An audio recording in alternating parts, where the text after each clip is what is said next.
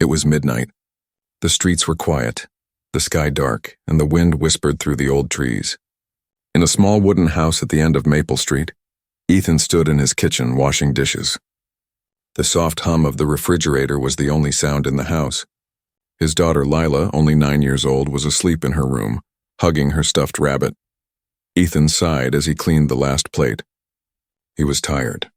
Life as a single dad wasn't easy. Since his wife passed away 2 years ago, every day felt longer, emptier. But Lila gave him a reason to keep going. She was his light in the darkness. He looked at the small table covered with leftover food. "Guess it's another night of cold pizza," he muttered with a weak smile. He reached for a slice when suddenly, knock, knock, knock, the sound was soft but sharp. It echoed through the silent house.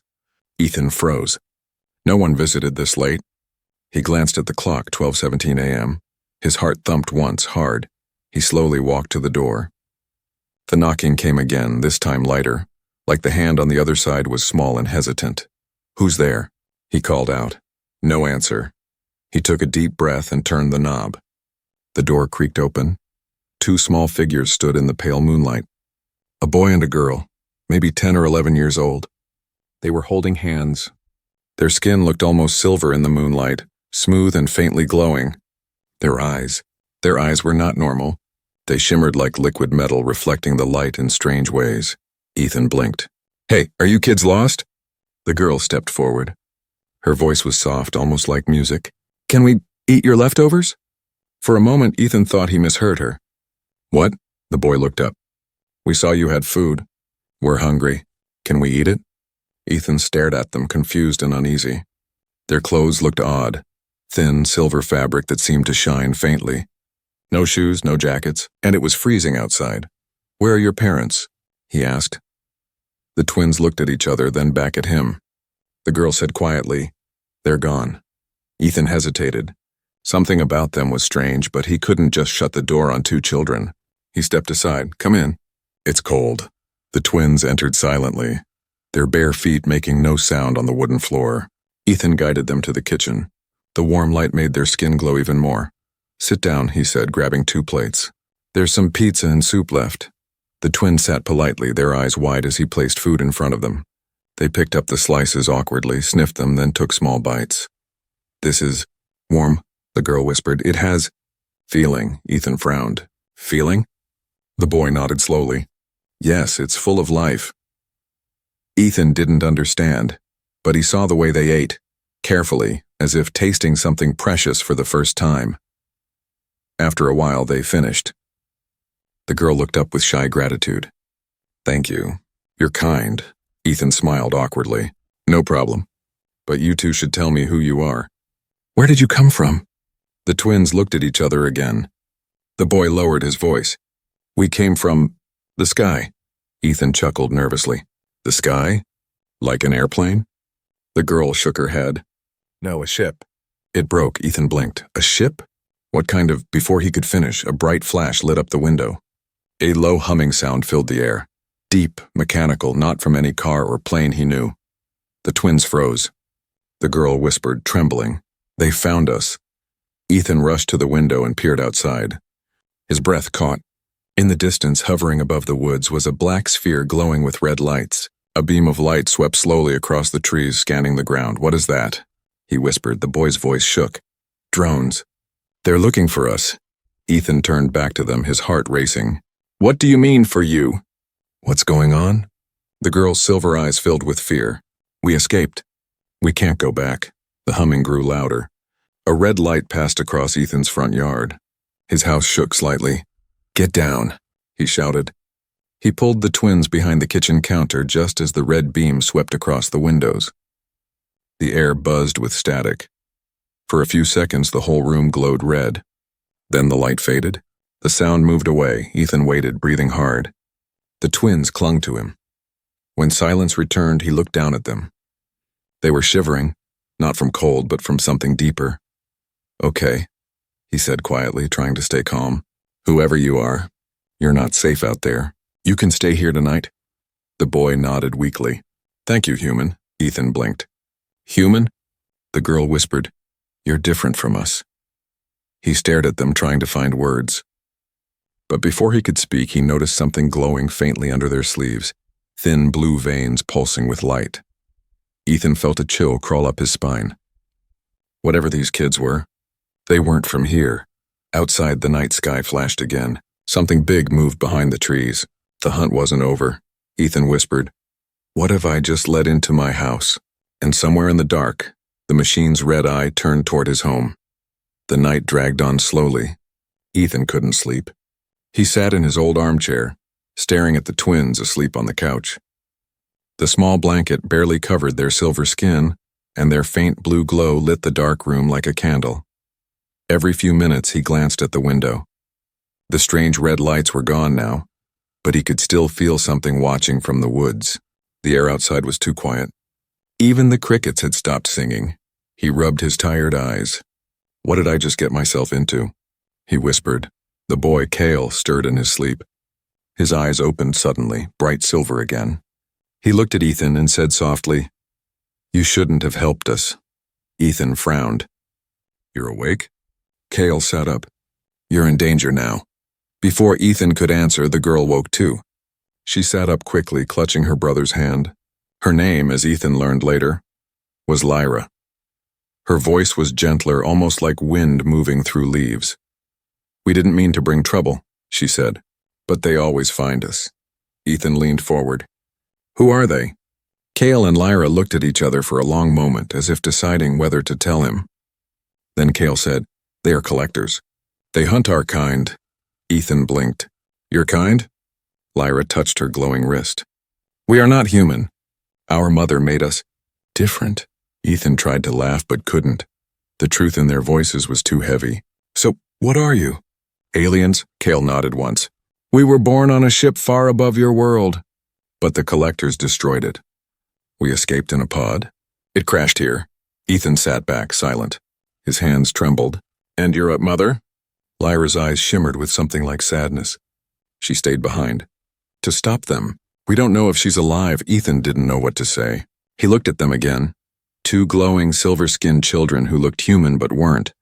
They looked scared, lost, and alone.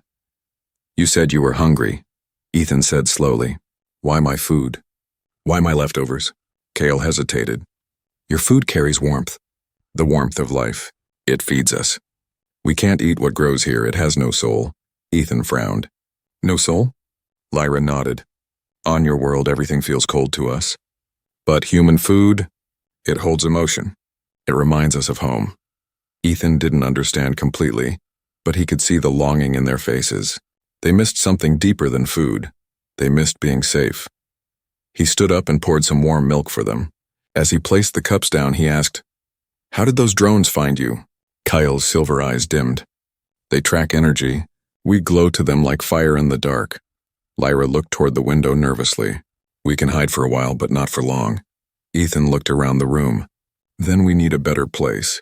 My basement's underground. It might block whatever they use to track you." The twins nodded gratefully. Ethan grabbed his flashlight and led them downstairs. The basement was small, filled with old boxes, tools, and Lila's old baby toys. They sat on a blanket in the corner. Cale traced lines in the dust with his finger, forming strange glowing symbols. "What's that?" Ethan asked. "A shield mark," Cale replied. "It hides our pulse for a short time." The symbols glowed faintly blue and then faded. The air in the basement grew cooler. Lyra looked at Ethan. "You don't have to help us. They will hurt anyone who stands in their way." Ethan crossed his arms. "I've already let you in. I'm not turning you out now. You're kids." Lyra's lips trembled. "We were made to be weapons, not children." Ethan's stomach twisted. "What do you mean?" Kyle looked up. "Our mother was a scientist.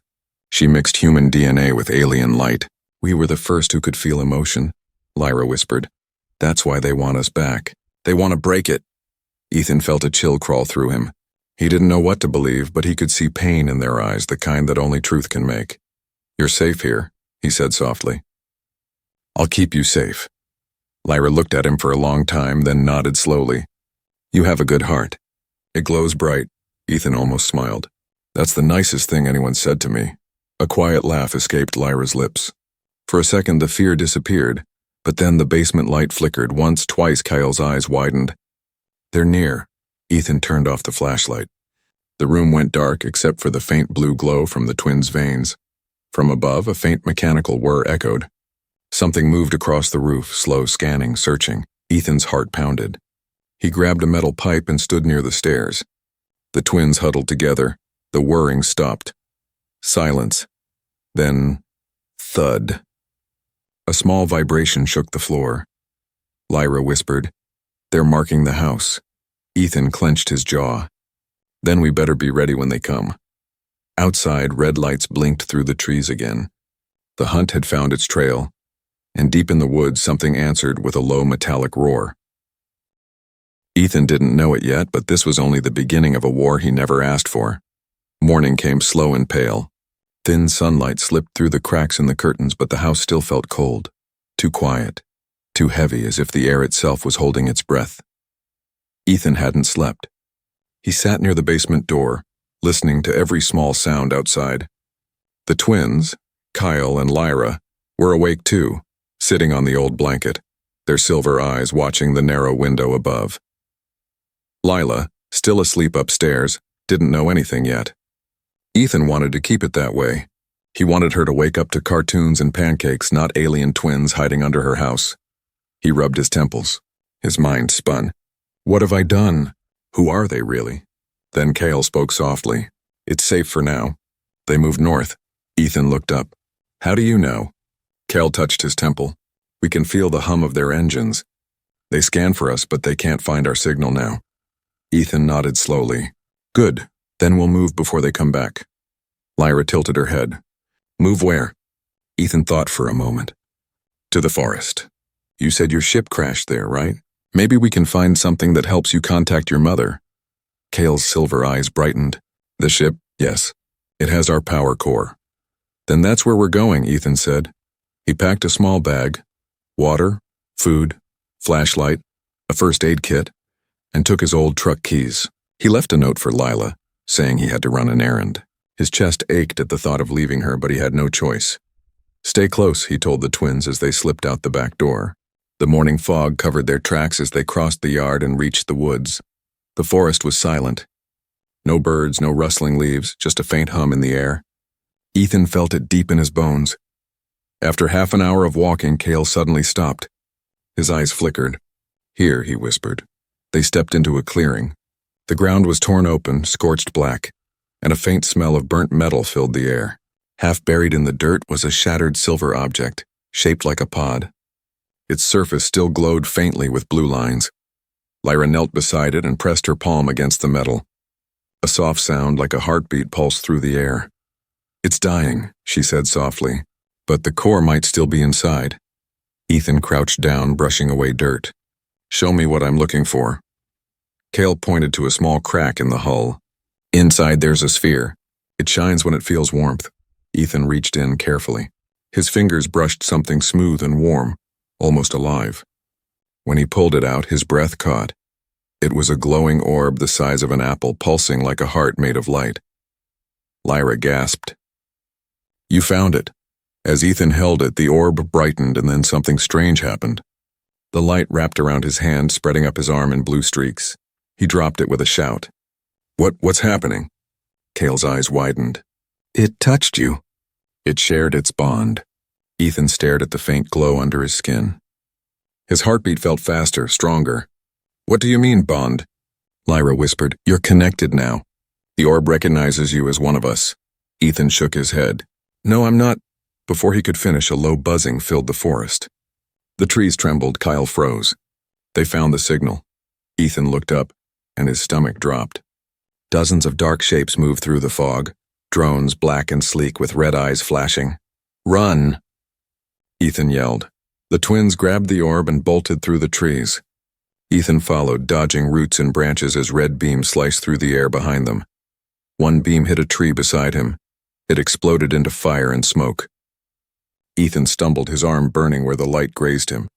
The pain was sharp, searing. Lyra screamed, Ethan! She turned, touched his arm, and blue light surged from her hand. The burn vanished. His skin healed right before his eyes. Ethan gasped. How? Kyle shouted. Your bond! It protects you now. More beams shot past. The ground shook as a drone crashed into the dirt behind them. Ethan swung a broken branch at it, but the wood shattered. The drone lifted its weapon again. Then Ethan grabbed a rock and hurled it. It struck the drone's eye, and to his shock, the machine exploded. Cale's eyes widened. "You have our strength now." Ethan didn't have time to think. He grabbed the twins and ran as more drones filled the sky. "Where can we hide?" he shouted. Lyra pointed ahead. "There's a river. Across it, a cave. Our mother's map showed it." They reached the riverbank just as the air filled with heat. Ethan waded through the cold water, carrying both twins on his back. The drones hovered above, scanning the surface. A red beam fired. It hit the water, exploding in steam. Ethan dove under, pulling the twins with him. The glowing orb lit the water like a small sun.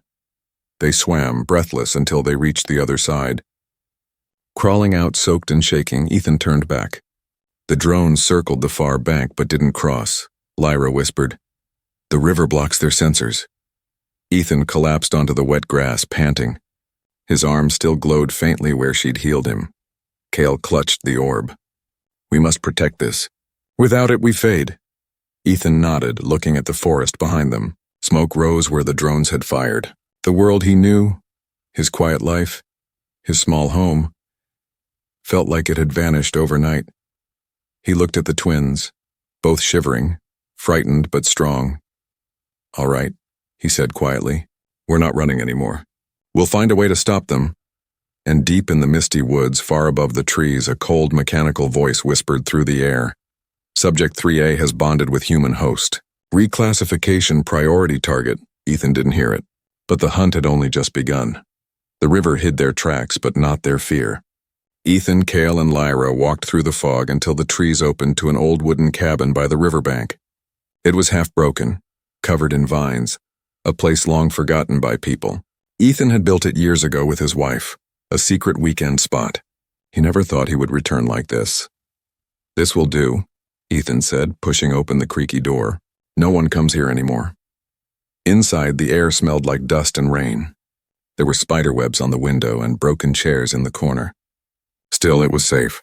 The twins stepped inside quietly, their silver eyes scanning the room. Cale looked at the stone fireplace and whispered, "It's warm here." "It feels alive." Ethan smiled faintly. "Yeah, that's human mess for you." Lyra touched the old family photo sitting on a shelf. Ethan, his wife, and little Lila smiling together. Her glowing eyes softened. "You lost someone," she said. Ethan paused. "Yeah, my wife." 2 years ago?" Lyra tilted her head. "That's why your light feels cracked." He frowned. "My what?" Cale explained. "Humans have energy too. Yours is dim but strong. It keeps us safe." Ethan didn't understand, but their words somehow warmed him. For the first time in a long while, he didn't feel completely alone. That night, Kyle sat near the window, working with broken metal pieces from their crashed ship. He had collected scraps from the wreck, glowing wires, crystal shards, and strange circuits. "What are you doing?" Ethan asked, sitting beside him. Cale didn't look up. "Building a signal device. If we can reach the stars, maybe our mother will hear us." Ethan blinked. "You mean like a radio?" Cale smiled faintly. "Something stronger. It doesn't use sound, it uses memory." Lyra added softly. "We send feelings, not words." Ethan raised an eyebrow. "Feelings?" "Yes," Lyra said. "Our kind communicate through emotion. It's faster than speech. Our mother will know us by heart." Ethan helped them set up the pieces on an old wooden table. Sparks flickered as Cale twisted 2 glowing wires together. The air shimmered faintly. Lyra placed the glowing orb. Their power cord are in the center. "This will fuel it," she said. Ethan stepped back, watching carefully. "What do I do?" Cale looked up at him. "Hold this wire." "Your energy connects the signal." Ethan hesitated, then gripped it. His hand glowed faintly blue again, and the room filled with a low hum. The sound grew softer, like a heartbeat echoing through the air. Lyra closed her eyes. "We are here, Mother. We are safe. We found light." The device flickered, then went still. Ethan frowned. "Did it work?" Cale waited, listening to something only he could hear. "Maybe. It takes time." They sat in silence. Rain began to fall outside, tapping gently on the roof. For a moment, everything felt peaceful. Then the air changed. The hum returned, but it was sharper, colder. The orb glowed red.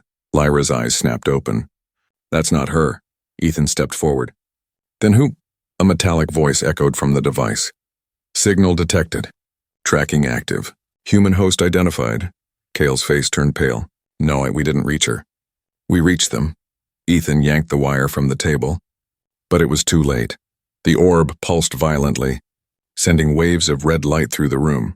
Outside, thunder roared, not from the sky but from the woods. Machines moved again. The drones were coming. Ethan grabbed his bag. We have to move now. Lyra tried to lift the orb, but it was burning hot. It's overloaded.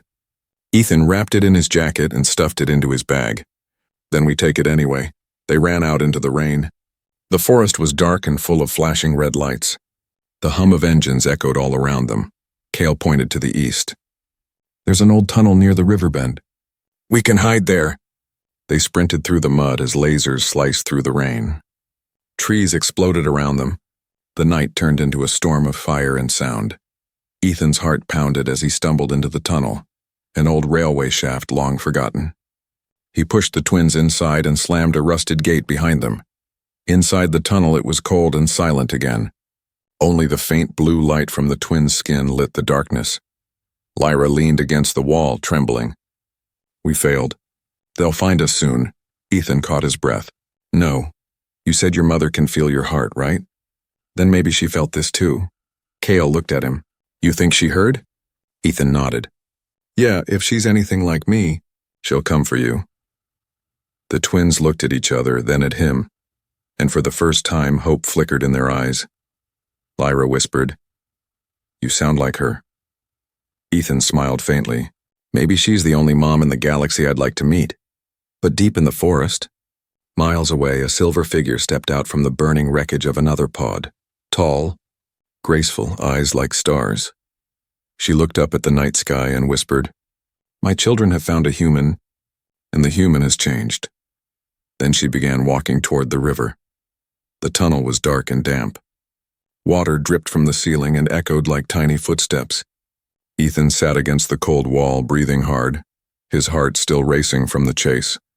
The twins sat beside him, their silver glow dim but steady. Kale's voice broke the silence. You shouldn't have helped us again. Every time you do, the danger grows. Ethan gave a tired smile. I don't care about danger anymore. You're kids, and I protect kids, I mean, that's what a dad does. Lyra looked at him softly. Even if they're not human? Ethan met her glowing eyes. Especially then. For a moment the twins said nothing. Then Lyra leaned her head against his shoulder. Her skin was cool but comforting. You sound like her, she whispered. Ethan frowned. Your mother? Lyra nodded. She said that once. Before the fire came, Ethan didn't ask more. He just listened to the quiet hum in the air, the sound of machines still searching somewhere outside. But under the silence, something else pulsed. A new rhythm, faint but alive, beating under his skin. He looked at his arm. The blue glow from before had spread further, faint lines running up to his shoulder. It didn't hurt anymore, and it thrummed like it was part of him. Kale noticed it too. Your bond is growing, he said quietly. Our energy is joining with yours. Ethan stared at his glowing veins. What does that mean? Kale's expression darkened. It means you can do what we can do. But it also means they will never stop hunting you. Ethan clenched his fists. Then let them come. Hours passed. The rain outside faded. Morning light reached the tunnel mouth. Ethan knew they couldn't hide forever. He stood and said, We move before they find us again. Lyra tilted her head. Where will we go? Ethan looked out at the mist. There's an old military bunker in the mountains. My brother worked there years ago. It's full of old tech, maybe something that can fight back. Kale nodded slowly. Then we go there. They followed the river upstream, staying under the trees. Ethan carried the orb in his backpack. It pulsed softly against his back like a heartbeat. Each pulse seemed to whisper something to him, a voice, faint and distant. Sometimes he thought he heard words. Protect them. You are not alone. He shook it off, thinking it was just his tired mind. By noon, they reached the foot of the mountains. The sky was gray, heavy with fog. That's when the air began to vibrate. Lyra stopped. They're close. Ethan looked around but saw nothing. Where? Cale pointed upward. Everywhere. The trees exploded. Drones poured out of the mist, sleek, black, and glowing red. Their wings hissed through the air. Run! Ethan shouted. They dashed through the forest, beams of red light slicing through the branches. One hit a tree beside Ethan, throwing him to the ground. Cale screamed, "Ethan!" The drones swarmed. Ethan grabbed a fallen branch, but when he swung, the branch glowed blue in his hand. It struck the drone with a burst of light, shattering it. He stared at his hand. The glow had grown brighter, burning through his skin, but it didn't hurt. It felt right, Lyra gasped. "You're one of us now," Ethan smirked. "Then let's show them what that means." He leapt forward faster than he'd ever moved before. His feet barely touched the ground. He grabbed another drone midair and slammed it into the ground. Sparks flew. Cale raised his hands, blue energy forming around his fingers. Together, their lights connected, a web of glowing threads wrapping around the machines. The drones shrieked, their red lights flickering before they exploded one by one. The forest burned with blue fire. Rain turned to steam. Ethan stood panting, surrounded by wreckage. His clothes were torn, his arms covered in glowing veins. He wasn't just human anymore, like something inside him had changed. Lyra touched his hand gently. "You carry our life now. If you fall, so do we." Ethan looked at her, breathing hard. "Then I'll make sure I don't." Kyle looked up at the mountain. "We have to keep moving. The bunker isn't far." As they climbed, the sky grew darker again. Thunder rolled in the distance, but it wasn't thunder. It was something else, something heavy moving through the clouds. Lyra looked up. They sent a collector. Ethan squinted. A massive shadow drifted above the clouds. Too big to be a drone, too silent to be a plane. Kyle whispered, "It hunts by memory.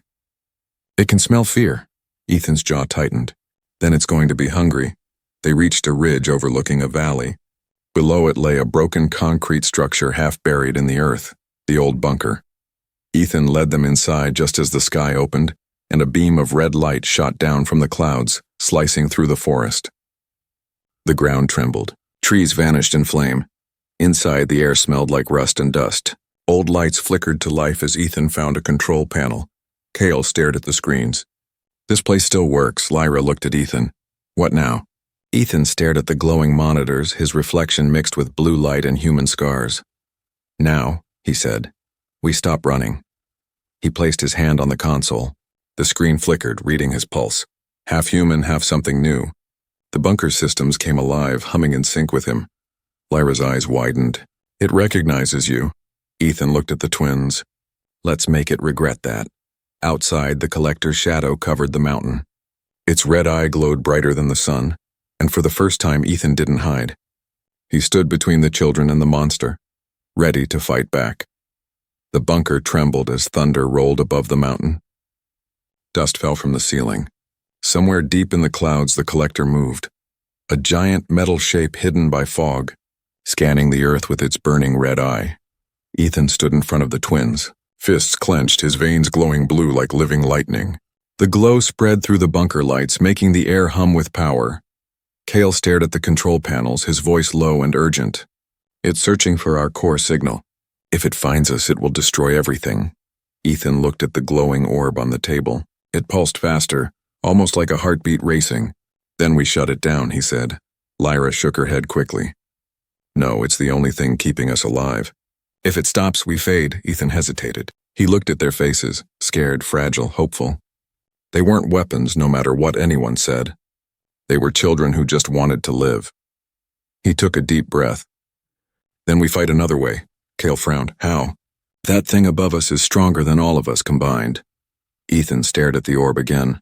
"You said this thing connects you to your mother, right?" Lyra nodded slowly. "Yes, but she's far, maybe lost."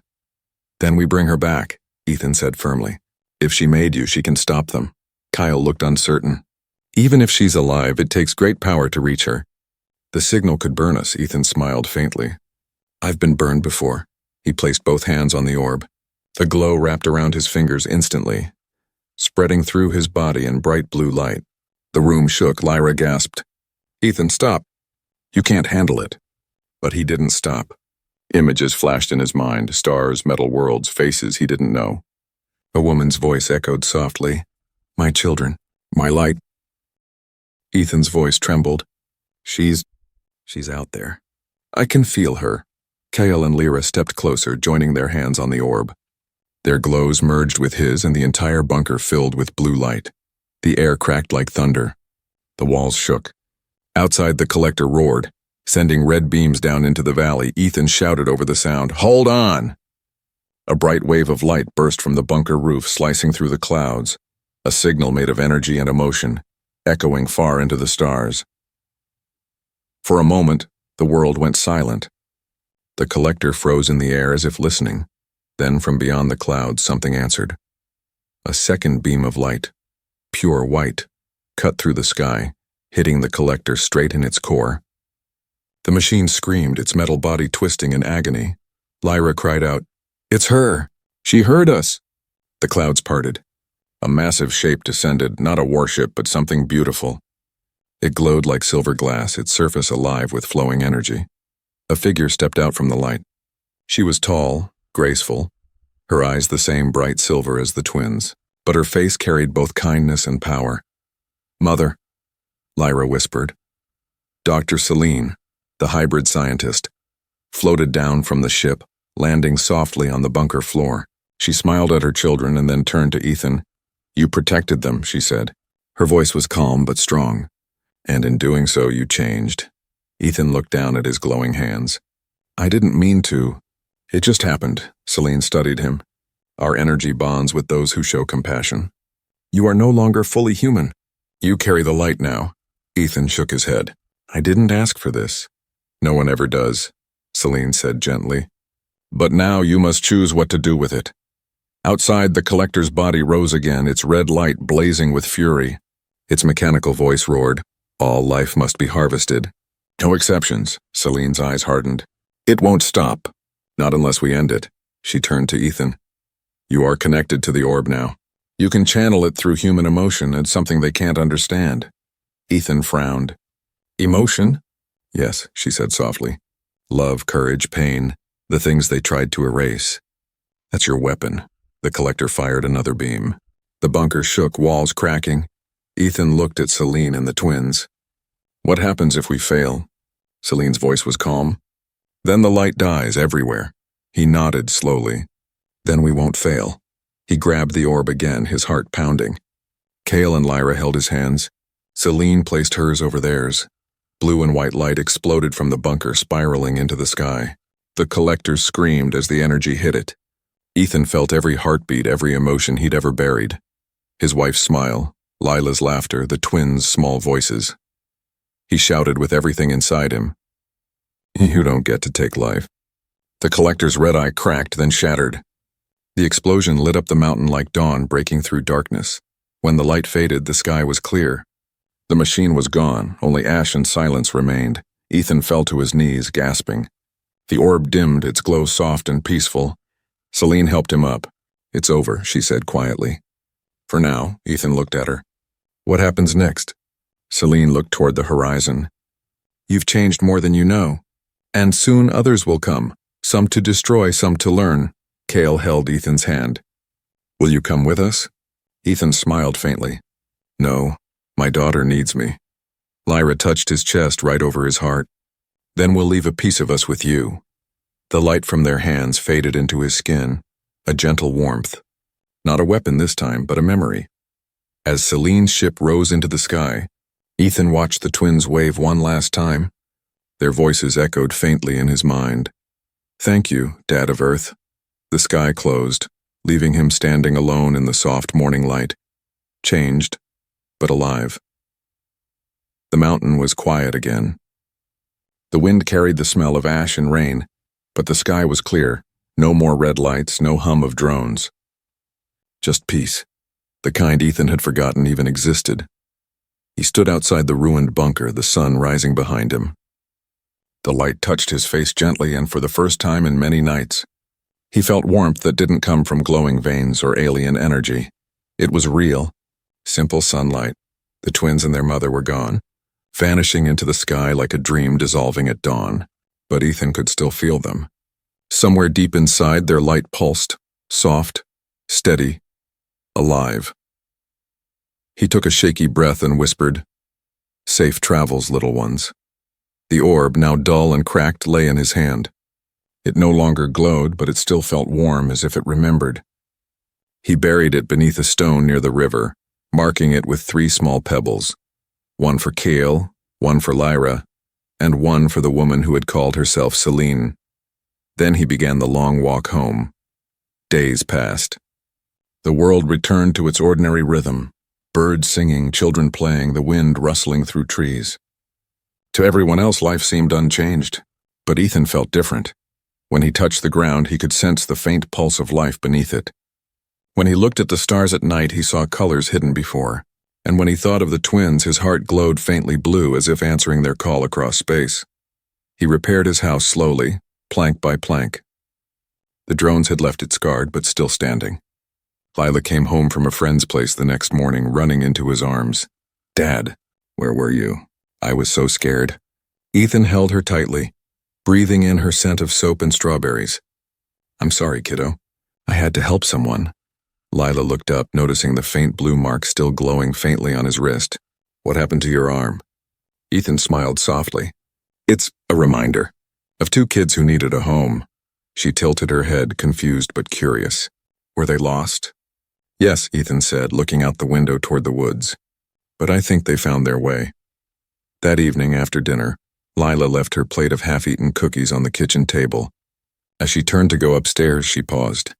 "Dad," she said, "can we leave some for your friends? You know, the ones you helped?" Ethan blinked. "Why?" she shrugged. "I don't know. I just feel like they might come back. Maybe they're hungry." Ethan's heart softened. He nodded slowly. "Yeah, sweetheart. Let's leave them out." She smiled, placed 2 cookies by the window, and whispered, "Good night, Star Kids." When she was gone, Ethan stood there for a long while. The moonlight shone through the glass, touching the cookies gently. And then, for a second, he thought he saw something. 2 small glowing figures, hand in hand, standing by the trees. They didn't move, didn't speak. But he felt them. The same calm warmth he had felt that night in the bunker.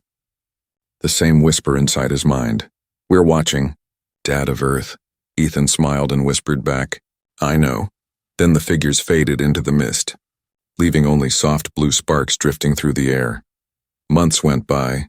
Spring came, and with it, new life. Flowers bloomed near the riverbank where he had buried the orb. But these flowers weren't normal. Their petals glowed faintly blue at night, shining like tiny stars. People from town came to see them, calling them the lights of Maple Ridge. But only Ethan knew the truth. He visited the flowers every morning, touching one gently. Each time he did, he felt a quiet heartbeat under his fingers, a pulse of warmth that reminded him of laughter, courage, and a promise that crossed galaxies. Lila often joined him. She loved to sit by the glowing flowers and tell stories to them. Stories about school, about dreams, about her mom. Ethan would listen, smiling quietly, knowing someone far away might be listening too.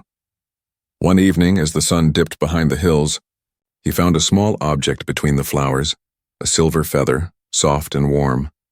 When he picked it up, his arm glowed faintly blue again, and a voice, gentle and familiar, spoke inside his mind. "We're safe, and so is she." "Thank you, Ethan." He closed his eyes, smiling through tears.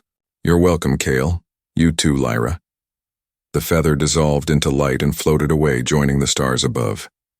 That night, Ethan sat on his porch, Lila asleep in his lap.